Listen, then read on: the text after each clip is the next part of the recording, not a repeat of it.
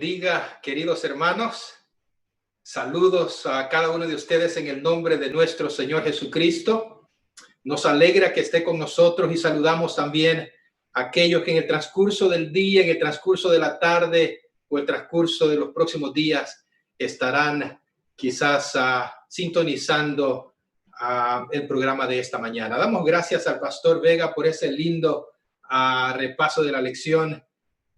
Gracias por sacar tiempo, pastor, y compartir con nosotros, con la iglesia de Robertson.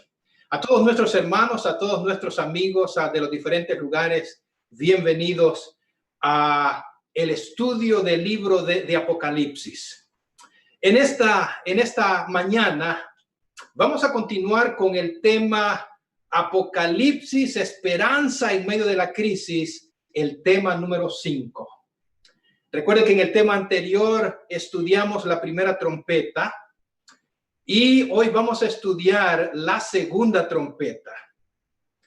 Pero antes de entrar al estudio de la segunda trompeta, quisiera compartir con ustedes, al igual como lo hizo el pastor Vega, algunos principios o algunas reglas o algunos lineamientos, como usted quiera llamarle, cuando vamos a la Biblia, al libro de Apocalipsis. ¿Y por qué lo hago? No tenía en los planes o en el sketch hacer esto, pero saben que durante la semana me puse a escuchar algunos temas relacionados con eventos finales y Apocalipsis, y me encontré precisamente uno. Hay varios por allí en cuanto a las trompetas. Y hermanos, fue una presentación maravillosa, fue una exposición excelente, fue una interpretación correcta, una interpretación maravillosa, exacta, hasta el versículo 5 de Apocalipsis 8. Después de Apocalipsis, después del versículo 5, prácticamente el expositor se fue por otro camino. Y yo estoy seguro que los que nos están sintonizando, aquellos que estamos aquí como pueblo de Dios, nosotros queremos ir a la Biblia, como decía el pastor Vega esta mañana, y queremos entender, estudiar, interpretar correctamente la palabra de Dios. Así que habiendo dicho eso, voy a compartir con ustedes algunas cositas. Yo no quiero que usted se quede con lo que yo digo. Escuchen, el momento que usted solo se queda sin consultar su Biblia con lo que cualquier persona dice, las cosas no están bien. Lo que yo digo, usted tiene que ir a la Biblia, usted y Dios, porque al final, escuchen muy bien, lo que va a marcar la diferencia y lo que va a tener valor ante Dios no es decirles que esto es lo que me dijo fulano, no, esto fue lo que yo entendí de la palabra de Dios. Así que habiendo dicho eso, hermanos, bienvenidos a nuestra serie Apocalipsis, esperanza en medio de la crisis. Así que vamos a ir al texto bíblico. Acompáñenme por favor a la palabra de Dios. Vamos a leer lo que dice la palabra de Dios, Apocalipsis, el capítulo 8. Y vamos a leer los versículos 8 y 9. ¿Ok? Vamos a orar. Padre Celestial, con reverencia, Señor, nos presentamos delante de ti en esta mañana. Señor, queremos prepararnos, queremos estar listos, queremos encontrarnos contigo. Dirígenos, Señor, en esta mañana. Queremos perdernos, Señor, y lo único que se sienta, lo único que se escuche, sea tu Espíritu Santo hablando a nuestra mente y a nuestro corazón. Tómanos, háblanos, en el nombre de Jesús. Amén. Así que, hermanos, vamos a ir a la palabra de Dios. Dice Apocalipsis, el capítulo 8, versículo 8 y 9. El segundo ángel tocó la trompeta y dice, y como una gran montaña ardiendo en fuego, fue precipitada al mar. Escuche, vea qué interesante. Tenemos que prestarle atención a las palabras. Mire, en la primera trompeta dice que caía granizo, y eso no es difícil para nosotros interpretarlo, porque vemos en la Biblia ya momentos en el que ha caído granizo. Cayó granizo en la séptima plaga. Así que nosotros captamos eso. Cayó granizo en Josué 10, cuando Josué está peleando con un gran ejército y el Señor hizo que cayeran piedras, dice el libro de Josué, de hielo, y el granizo mató más que los que ellos habían matado con espada. Así que no nos es difícil para nosotros entender que el granizo viene, cae.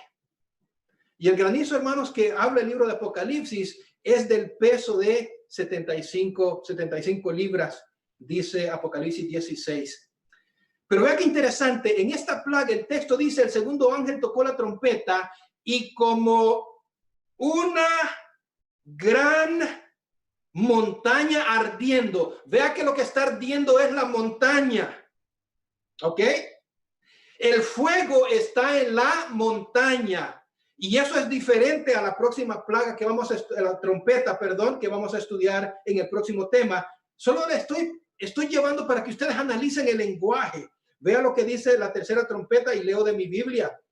Dice, el tercer ángel tocó la trompeta y cayó del cielo una gran estrella ardiendo. En la tercera trompeta, algo viene de la atmósfera, algo viene cayendo que trae fuego. Pero en la segunda trompeta, el fuego está en la montaña. ¿Ok? No olviden esos detallitos, pero vamos a ir, antes de analizar esta segunda trompeta, yo quiero compartir esto con ustedes. Nunca olvide esto. Escuchen muy bien. En 1890, esto es lo que la sierva de Dios dijo. La sierva de Dios dijo que las trompetas estaban en el futuro. Dice Mensajes Selectos, tomo 3, página 487. Y ustedes van a escuchar una y otra vez esta cita. Solemnes eventos ocurrirán en el futuro.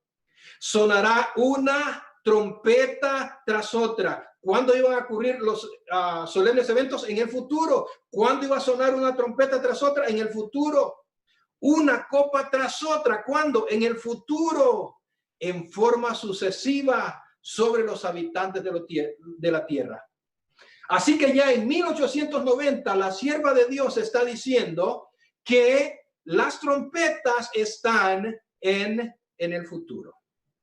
Así que habiendo puesto eso como plataforma, hermanos, vamos a ir a algunas reglas de interpretación rapidito. Escuchen muy bien, cuando ustedes y yo estudiamos la Biblia, lo primero que tenemos que hacer es que tenemos que respetar, escuchen muy bien, la relación inseparable de las escenas introductorias con la serie de 7. ¿Ok? No podemos descuidadamente desconectar las escenas introductorias con la serie de 7. Si ustedes dirán, pastor, ¿a qué se refiere? Ustedes saben que antes de las 7 iglesias, antes de los 7 sellos, antes de las 7 trompetas, antes de las 7 plagas, hay una escena introductoria.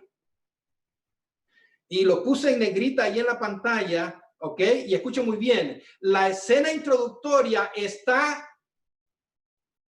intertwined, está conectada con la serie de 7, sea las 7 iglesias, los 7 sellos. Escuchen muy bien, esto ya lo mencioné. Las escenas introductorias nos presentan lo que está ocurriendo en el cielo, mientras en la tierra se cumple la serie de 7. Ustedes recuerdan, voy a darles el mismo ejemplo nuevamente, y esto se aplica en toda la serie de 7. Ustedes saben que en las 7 iglesias, en la escena introductoria, Jesús aparece caminando entre el candelabro. ¿Recuerdan eso, verdad?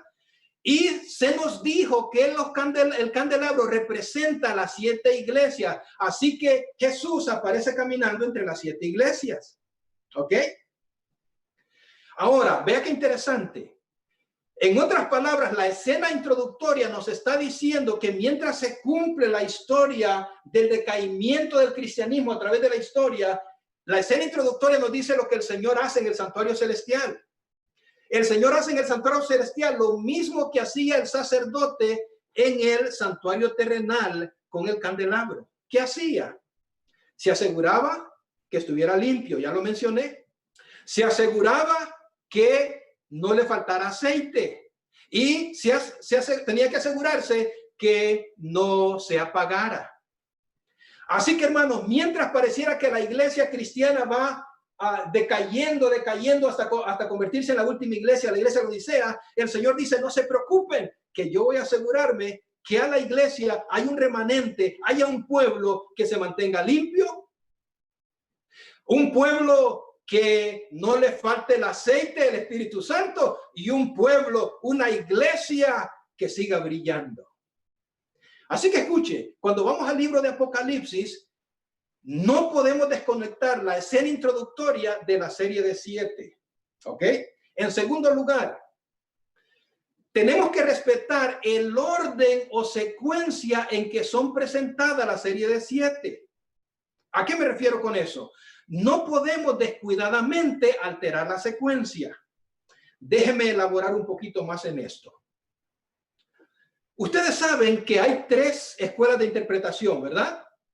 Están los preteristas, están los futuristas y están los historicistas. Los preteristas dicen, mira, no te preocupes por Apocalipsis, porque Apocalipsis ya se cumplió en el pasado. Los futuristas dicen, mira, no te preocupes por Apocalipsis, porque todo está en el futuro. Pero la escuela de historicista dice, mira, la profecía se va cumpliendo desde los días del profeta hasta el final de la historia de este mundo. Así que, hermanos, los eventos se van cumpliendo en la historia. Y esto es lo que nosotros creemos como adventistas del séptimo día.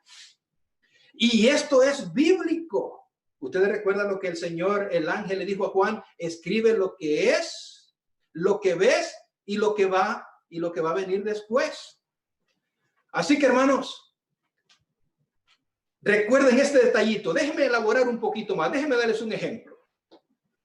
Ustedes saben que en la serie de 7, de las 7 iglesias, aparece la primera iglesia de Éfeso.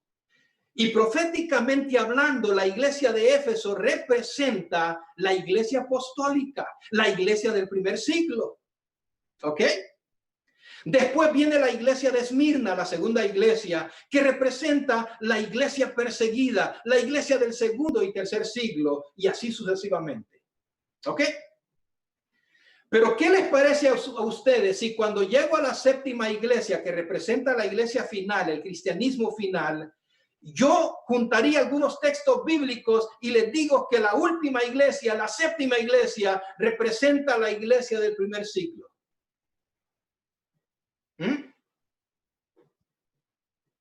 ¿Captan? En el momento que yo hago eso, ya respeté el orden o secuencia en que son presentados la serie de 7. Un segundo ejemplo rapidito. Vamos con los sellos, el mismo ejemplo. Ustedes saben que las 7 iglesias, proféticamente hablando, corren paralela con los sellos. Primera iglesia, primer sello. Segunda iglesia, segundo sello, etcétera, etcétera. Así que el primer sello presenta un caballo blanco y dice que lo que el caballo blanco represente salió venciendo y para vencer. Yo ya prediqué de eso y les dije que el caballo blanco que salió venciendo y para vencer es la causa de Dios. Es el triunfo de la causa de Dios. Y voy a mencionarles algo importante acá, un paréntesis. Ustedes saben que en Apocalipsis 19, del 11 en adelante, aparece el Rey de Reyes y Señor de Señores montado en un caballo blanco.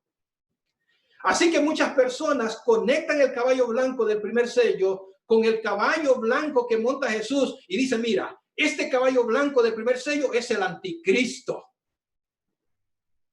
Es alguien que se hace pasar por Cristo. No es verdad. Lo que está presentando el sello, el primer sello, es la causa de Dios, pero no la lleva adelante Cristo mismo físicamente, sino los jinetes. Y los jinetes son todos aquellos líderes, son todas aquellas personas que llevan adelante la causa de Dios. Pero nos damos cuenta que después, en el segundo sello, la causa de Dios es ensangrentada. ¿Qué es lo que ocurre en Apocalipsis 19, hermanos? En Apocalipsis 19 ya es el final y el Señor dice, ¿saben qué? No más jinetes. ahora yo personalmente voy a llevar adelante mi causa. Y a partir de ese momento, hermanos, Jesús, el Rey de Reyes y Señor de Señores, personalmente toma su causa. Y finalmente estaremos personalmente en presencia con Cristo Jesús. Eso es lo que está diciendo. Pero quería hacer ese paréntesis, hermanos, porque cuando usted va a buscar en la mayoría de las fuentes bíblicas, ¿qué es el primer sello? Y es el anticristo. Así que todo lo que usted encuentre en Apocalipsis o va a estar en el futuro o va a estar en el pasado. Así que el primer sello, el avance de la causa de Dios. El segundo sello, la causa de Dios ensangrentada, que es el segundo y tercer siglo, así sucesivamente. Pero ¿qué pensaría usted si cuando llego al séptimo sello, que es lo que estamos estudiando, yo uno algunos versículos y les digo, hermanos, déjenme decirles que el séptimo sello tiene que ver con eventos de la época apostólica, tiene que ver con la destrucción de Jerusalén? Acabo de irrespetar el orden de secuencia en la que son presentados la serie de 7. Usted me va siguiendo. Tercera regla, rapidito, hermanos. Y el pastor lo dijo esta mañana. Tenemos que respetar el contexto bíblico. No podemos descuidadamente pasar por alto los puntos de conexión o descripciones bíblicas. ¿A qué me refiero? Déjenme darles un ejemplo rapidito. Y estoy tratando de correr, así que síganme, por favor. Ustedes recuerdan que en Apocalipsis, el capítulo 7, aparecen 4 ángeles, ¿verdad? Que están sosteniendo los vientos. Y en el versículo 3 se les da una orden. No hagáis daño a la tierra, ni al mar, ni a los árboles, hasta que hayamos sellado a los siervos de nuestro Dios. Pero resulta que en Apocalipsis 8 ya se le está haciendo daño a la tierra, al mar y a los árboles. Cuando yo veo esas conexiones, ¿qué es lo que me está diciendo? Sencillo. En primer lugar, ya los ángeles soltaron los vientos. Y si ya los ángeles soltaron los vientos, ya está cayendo, la tierra está siendo afectada. Pero en segundo lugar, lo que me está diciendo, que cuando empiece a suceder eso, ya el pueblo de Dios ha sido sellado. Porque le estamos prestando atención al contexto. Un ejemplo más. Vean lo que dice Apocalipsis 7:16. Y mira qué interesante. Apocalipsis 7:16 es el penúltimo versículo antes de Apocalipsis 8. Y yo ya les prediqué, yo les dije que los 144,000 y la gran multitud representan un mismo grupo y representan la última generación de justos que va a vivir en la tierra cuando el Señor venga en las nubes. Ahora, vean lo que dice Apocalipsis 7:16. Hablando de este grupo de personas, dice, ya no tendrán hambre ni sed. ¿Y qué más dice? Y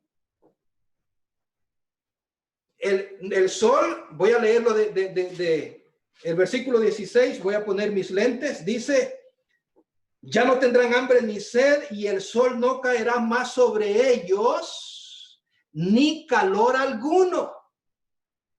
Mira qué interesante. Dice que la última generación ya no tendrá hambre ni sed y el sol no caerá más sobre ellos ni calor alguno. ¿Cómo va a estar la tierra en los últimos días? Va a haber falta de comida, va a haber falta de agua potable y va a haber mucho calor. Hermanos, leyendo el libro de Apocalipsis, yo no puedo llegar a la conclusión de que hambre, no, esa es hambre espiritual. No, está hablando literalmente. Ahora vea qué interesante. Después de ese versículo entran las trompetas. Usted recuerda al final de Apocalipsis, el capítulo 6, comienza con una pregunta, termina con una pregunta. ¿Quién podrá mantenerse en pie? ¿Recuerda? Y en ese contexto entra el capítulo 7 contestando esa pregunta. De la misma forma, Apocalipsis 7:16 dice que los hijos de Dios, cuando finalmente sean redimidos, ya no habrá hambre, ni sed, ni calor alguno. Y en ese contexto entran las trompetas, explicándonos cómo es que se va a dar o cómo es que vamos a llegar a esa realidad. Así que, hermanos, en ese contexto rapidito, es que cuando esté ocurriendo todo esto, la tierra está siendo destruida, es cuando entra todo lo que como adventistas hemos predicado por mucho tiempo. Las trompetas llevarán a los gobiernos mundiales a tomar medidas extremas intentando de salvar las naciones. Y ahí entrarán las leyes marciales, ahí se eliminarán las libertades de culto y conciencia. Y no solamente eso, le echarán la culpa a los hijos de Dios, así como le echaron la culpa a Elías allá en Primera de Reyes. Así que, hermanos, síganme, por favor. Vamos a ir a la regla número 4. Y esta es importante. Tenemos que saber distinguir, hermanos, entre el lenguaje literal y simbólico del texto y del contexto. En otras palabras, escuche muy bien, no podemos asumir en el libro de Apocalipsis que cada vez que aparece una palabra tiene el mismo significado. No. Un ejemplo rapidito. Apocalipsis 7:3 dice: no hagas daño a la tierra, ni al mar, ni a los árboles, hasta que hayamos sellado en sus frentes a los siervos de nuestro Dios. ¿Ok? Pero resulta que en Apocalipsis 17:15 dice: me dijo también, las aguas que has visto donde la ramera se sienta son pueblos, muchedumbres, naciones y lenguas. Yo les pregunto a ustedes, ¿me está diciendo Apocalipsis 17 que cada vez donde aparece agua, o donde aparece ríos, o donde aparece mar, me está queriendo decir Apocalipsis 17 que cada vez que aparezca eso significa pueblos, muchedumbres, naciones y lenguas? No, jamás. Lo que me está queriendo decir es que en Apocalipsis 17, en ese contexto, las aguas representan eso. Pueblos, naciones, muchedumbres y lenguas. Pero no es que cada vez que aparece mar en Apocalipsis, o ríos o agua, está hablando de personas. Pero déjenme darles un ejemplo un poco más exagerado todavía, mucho más fuera de contexto. Y quizás usted ha escuchado. ¿Qué dice Salmos, el capítulo 1 del 1 al 3? Bienaventurado el varón que no anduvo en consejos de malos, ni estuvo en camino de pecadores, ni en silla de escarnecedores se ha sentado, sino que en la ley de Jehová está su delicia, y en ella medita de día y de noche. Y ahora veo lo que dice: será como árbol plantado junto a corriente de agua, que da su fruto en su tiempo, y su hoja no cae, y todo lo que hace prosperará. Yo le pregunto, ¿me está queriendo decir Salmo 1 que cada vez que yo lea árbol significa personas? No, ni siquiera está comparando árboles con personas. Lo que me está diciendo que un hijo de Dios, una persona que no anda en malos caminos, va a ser como un árbol que va a dar fruto, que va a estar frondoso, y el mismo Salmo lo explica. Dice: y todo lo que hace prosperará.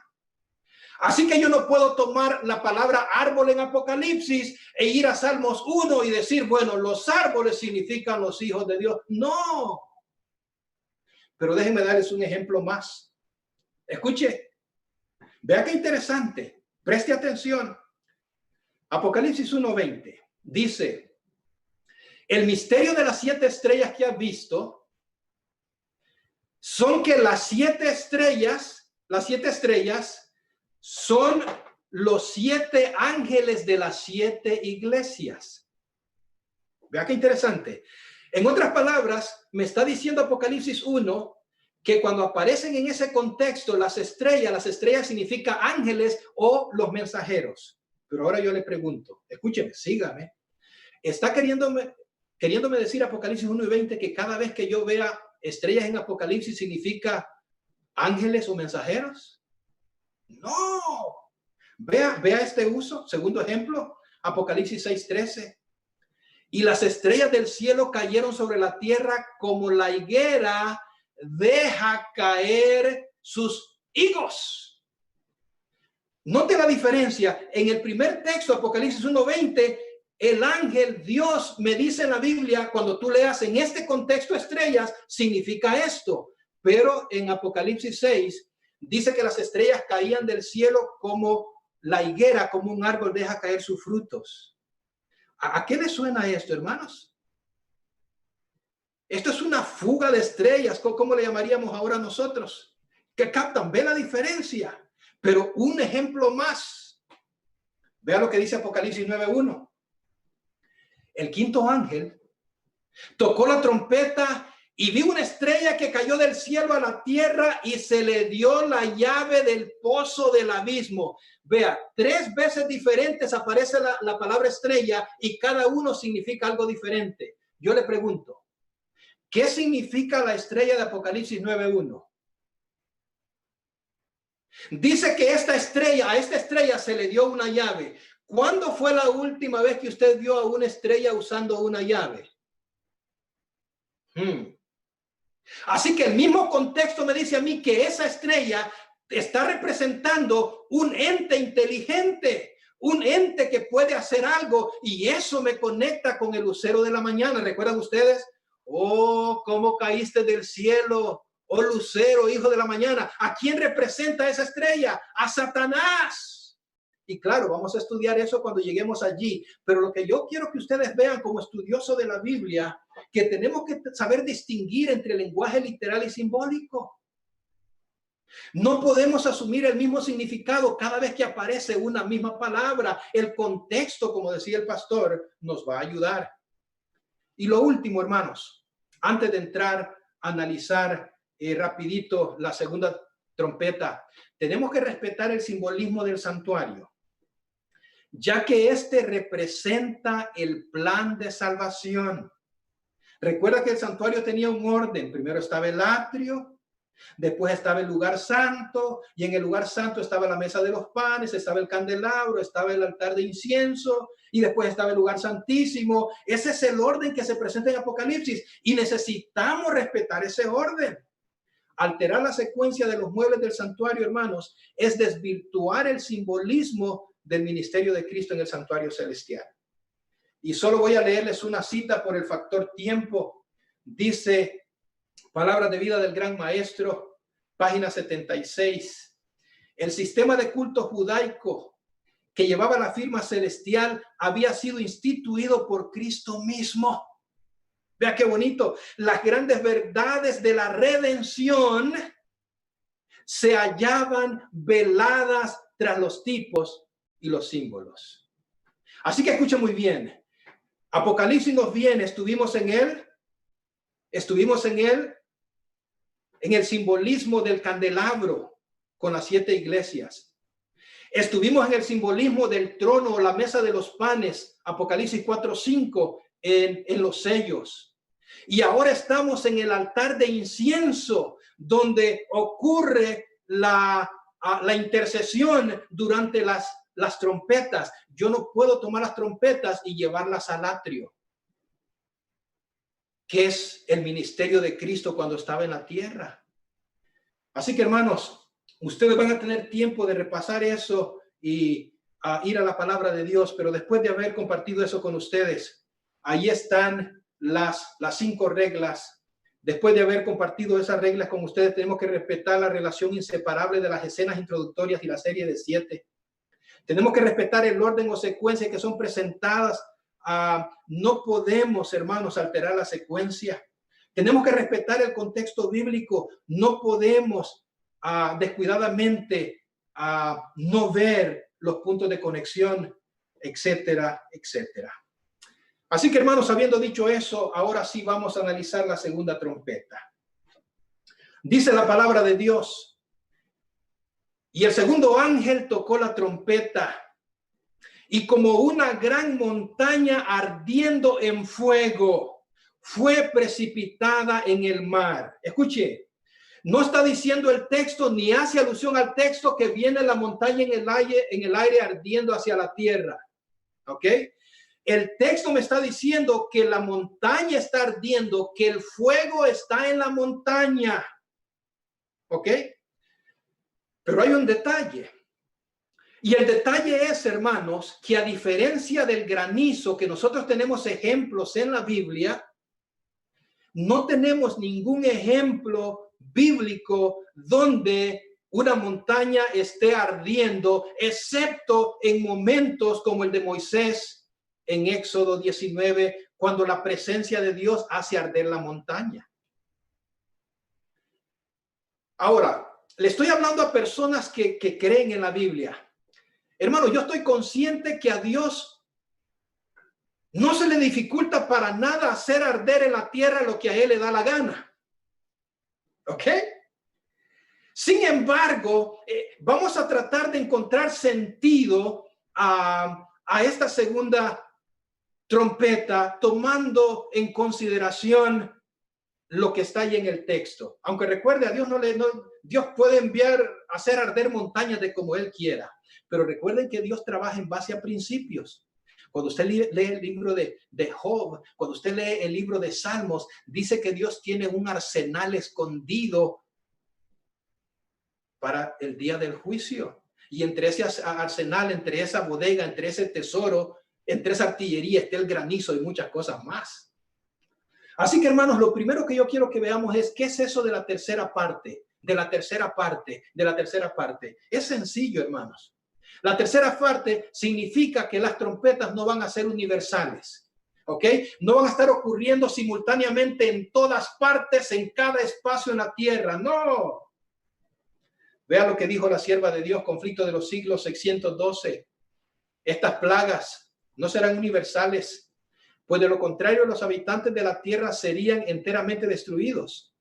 Sin embargo, serán los azotes más terribles que hayan sufrido jamás los hombres. Todos los juicios que cayeron sobre los hombres antes del fin del tiempo de gracia, ¿cuándo? Antes del fin del tiempo de gracia, fueron mitigados con misericordia. Yo les pregunto, ¿qué es lo que está ocurriendo en los primeros versículos de Apocalipsis 8, hermanos? Está terminando la gracia. Ustedes recuerdan en el versículo 5 cuando viene uno de los ángeles y toma los carbones del altar y los pone en el incensario. Si ya no hay carbón en el altar, ya no hay humo, ya no hay incienso. Realmente lo que está describiendo Apocalipsis 8 en los primeros versículos es que se está acabando la gracia. Así que, hermanos, ¿qué significa la tercera parte? La tercera parte es que no serán universales.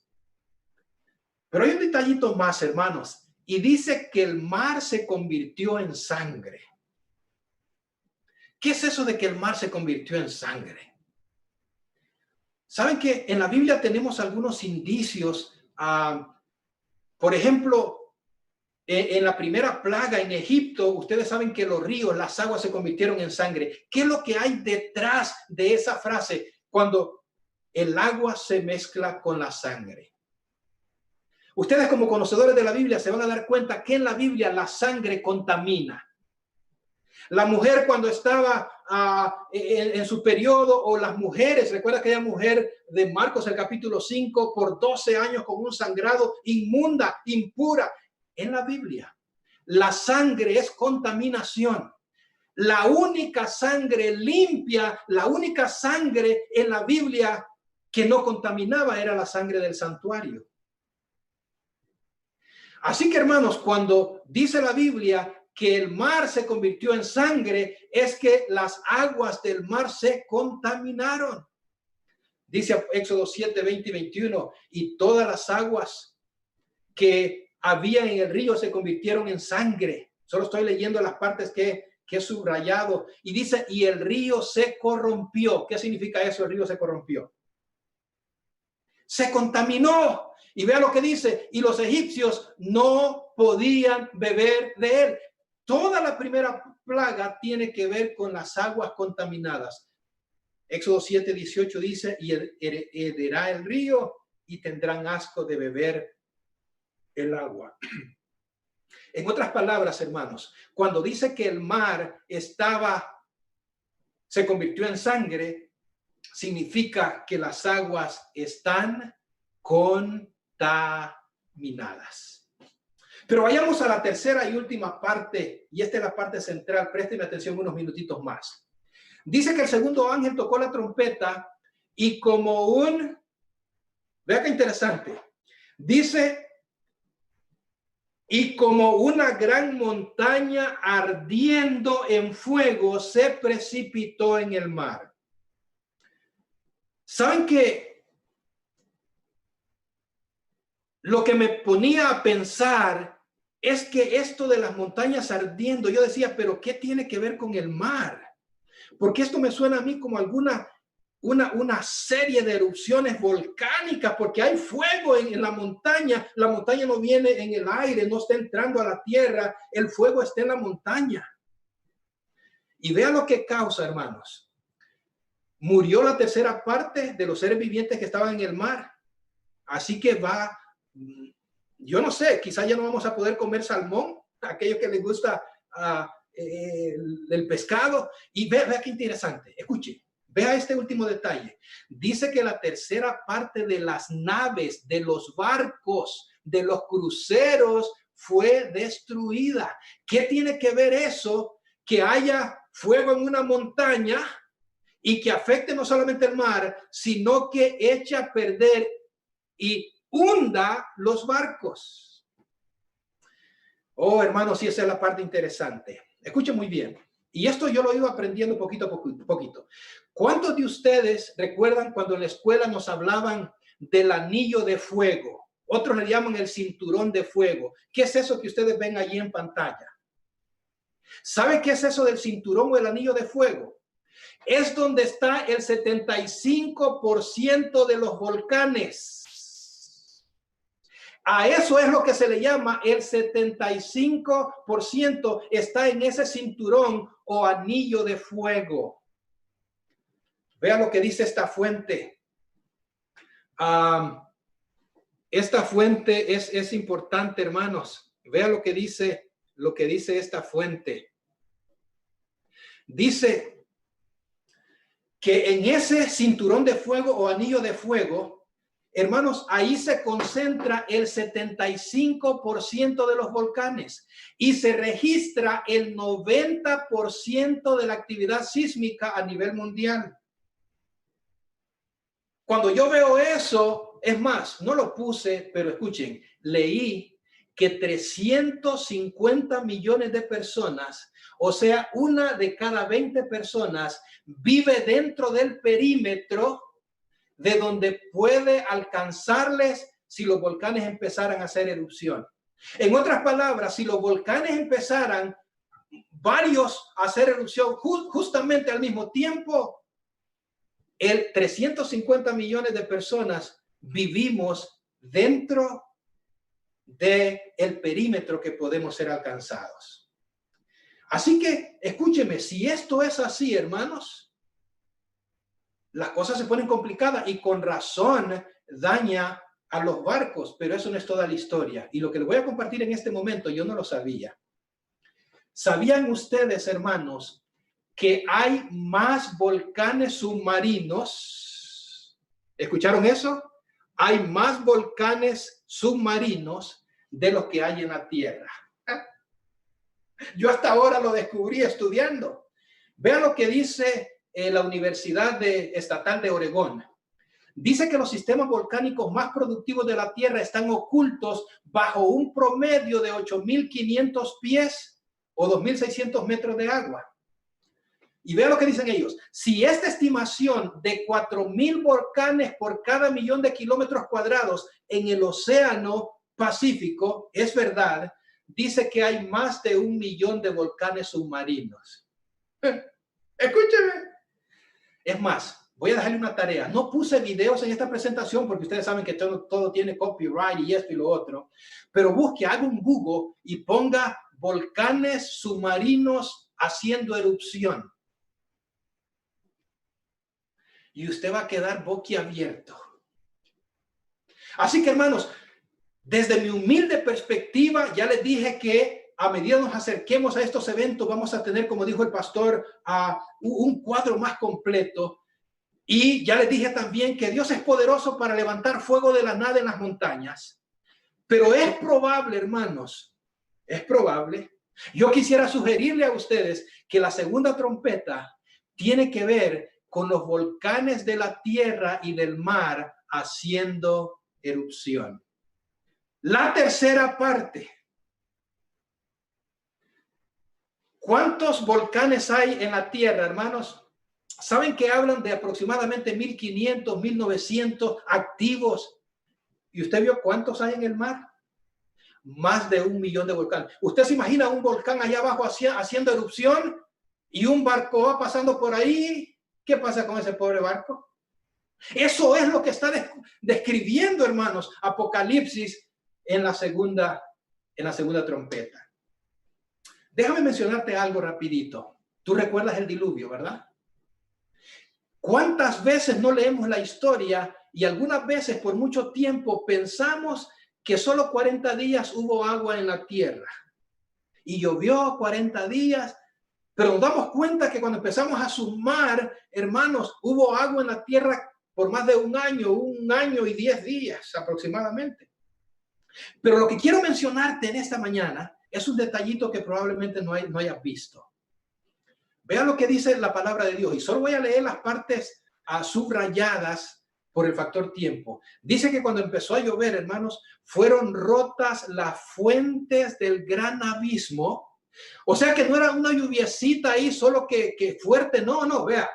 Se abrieron las fuentes del gran abismo, o sea que está saliendo agua de abajo de la tierra, y las cataratas del cielo, o sea que está una catarata de agua por arriba y agua está brotando por debajo.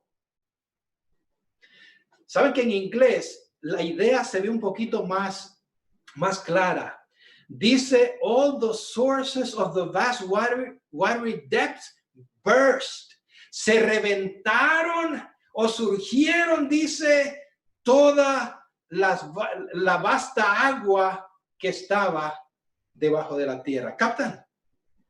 En el diluvio, hermanos, era cataratas de agua cayendo de arriba, más agua brotando de abajo de la tierra. Con razón, cuando se acabó el diluvio, vea lo que dice Génesis 8:2. Y se cerraron las fuentes del abismo, dejó de brotar agua de debajo de la tierra, y las cataratas de los cielos. Así que se cerraron las cataratas de arriba y, hermanos, dejó de brotar agua de abajo. ¿Usted cree que sería difícil la probabilidad de que cuando se cumpla la segunda trompeta no solamente esté brotando fuego de las montañas de la tierra, sino que esté también brotando de debajo del mar? Así que, hermanos, tengo que ir terminando.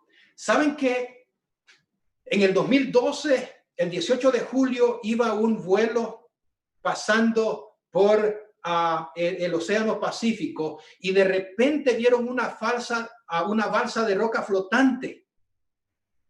Y, hermanos, esa balsa de roca flotante era del tamaño de Filadelfia.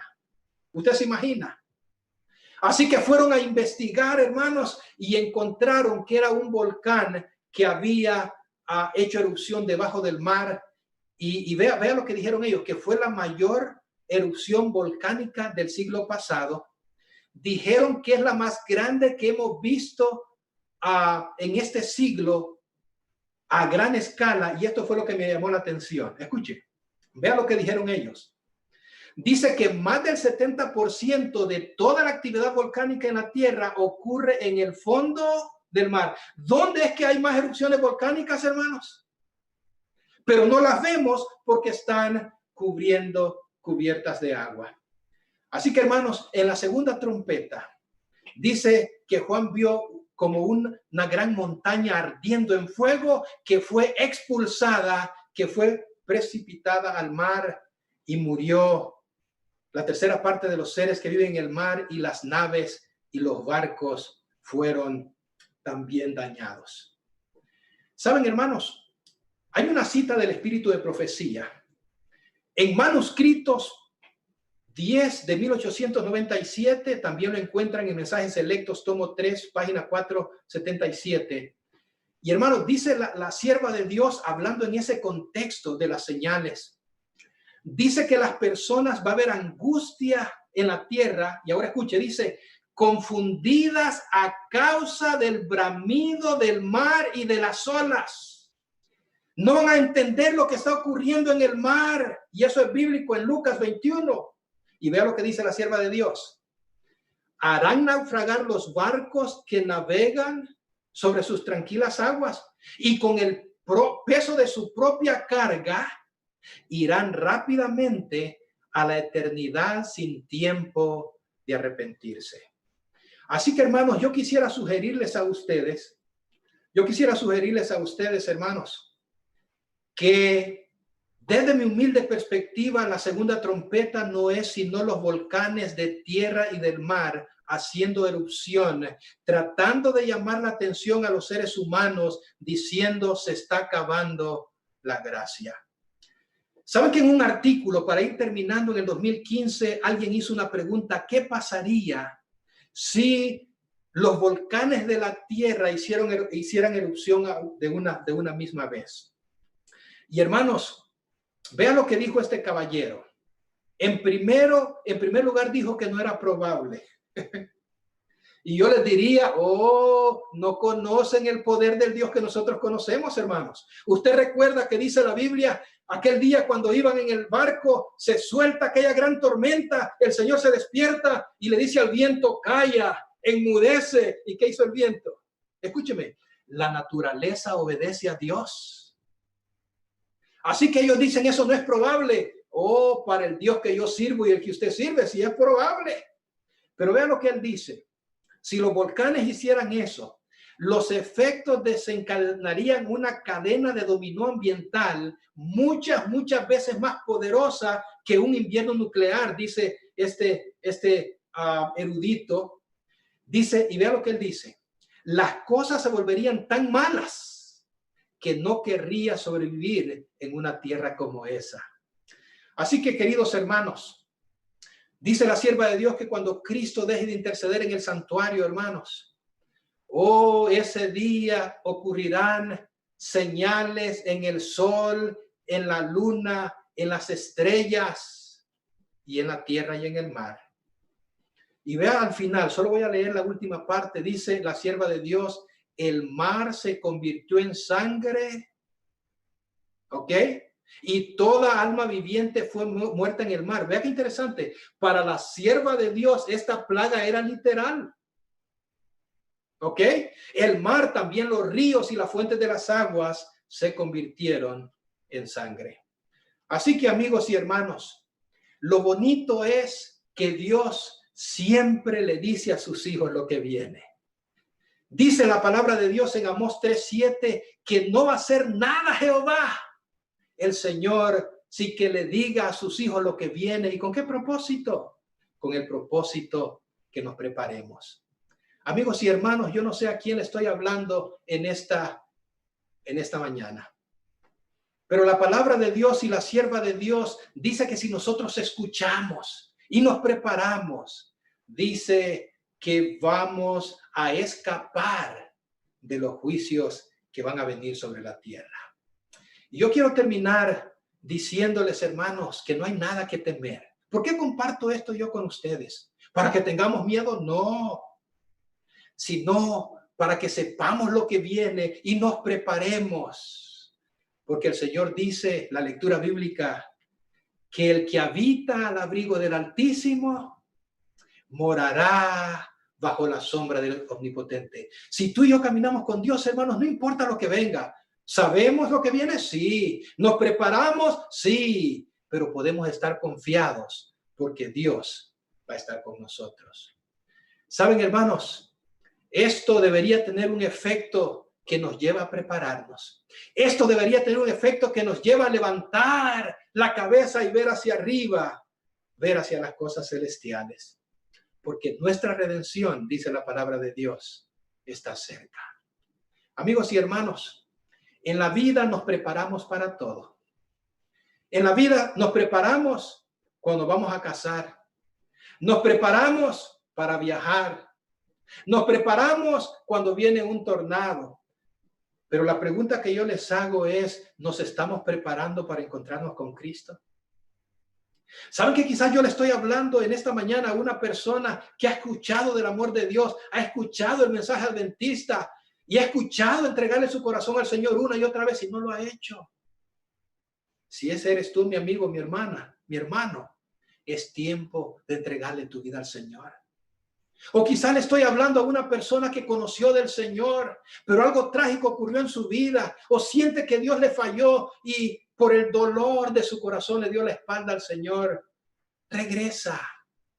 No es tiempo de estar alejado del Señor. No es tiempo de caminar solo por este mundo. O quizá le estoy hablando a un tercer grupo de personas que vamos a la iglesia. Es más, oramos de vez en cuando, pero en lo más profundo de nuestro ser sabemos que no nos hemos entregado completamente al Señor. No importa en qué grupo estés tú, no importa en qué grupo esté yo, todavía hay gracia, hermanos.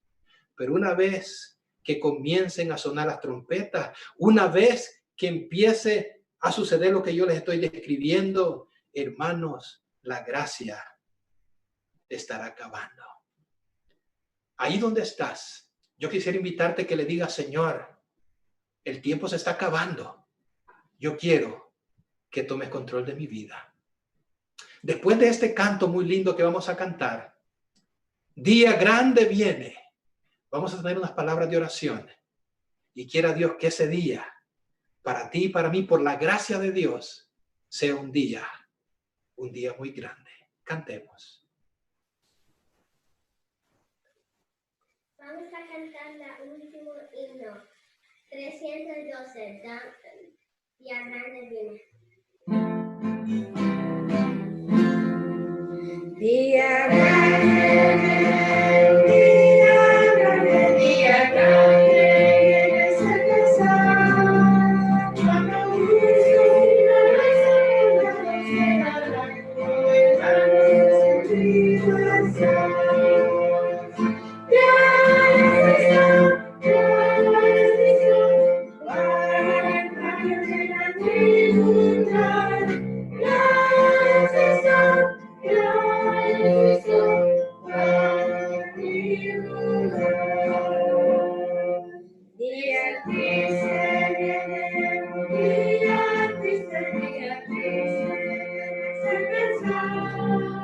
Cuando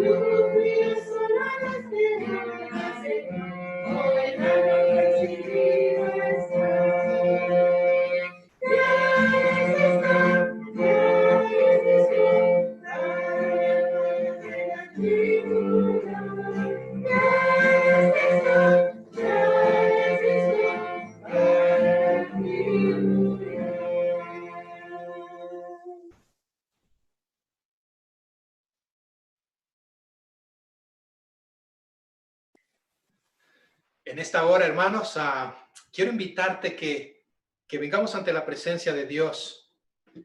Hermanos, yo creo desde lo más profundo de mi corazón que las trompetas están por comenzar a sonar. Y hermanos, en algún momento, en el sonar de las trompetas termina la gracia. Y para ese momento, por la gracia de Dios, tú y yo necesitamos estar preparados.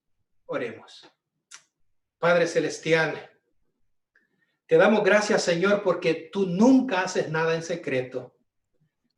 El profeta Amós dice que no hará nada Jehová sin revelarle a sus siervos lo que viene, Señor. Y tú a través de Juan, a través del libro de Apocalipsis, nos has dicho, Señor, lo que iba a ocurrir en la tierra desde los días de Juan hasta el final de la historia de este mundo. Y Padre Santo, quizás algunos todavía no te hemos entregado el corazón. Quizás algunos, Señor, nos alejamos de ti, nos enojamos contigo, sentimos que nos habías fallado, o quizás, Señor, te culpamos por algo que tú no tienes nada que ver. O quizás, Señor, estamos en la iglesia, pero sabemos que necesitamos entregarnos completamente y estar listos porque viene un día grande, viene un día alegre. Pero también, Señor, para algunos ese día puede ser triste. Yo no sé quiénes están escuchando, Señor. Yo no sé quiénes van a escuchar. Pero por favor, tómanos, Señor, prepáranos, porque no queremos perdernos el cielo. No queremos, Señor, no estar preparados. Ayúdanos, Señor. Y cuando la tierra, Señor, y el cielo y el mar empiezan a convulsionarse, que nosotros podamos estar seguros porque habitamos bajo la sombra del Omnipotente. Gracias por escucharnos. Gracias, Señor, porque contigo podemos vivir con esperanza en medio de la crisis. Perdona nuestros pecados y, Señor, acéptanos como hijos tuyos. En el nombre de Jesús. Amén. Amén. Dios les bendiga, hermanos.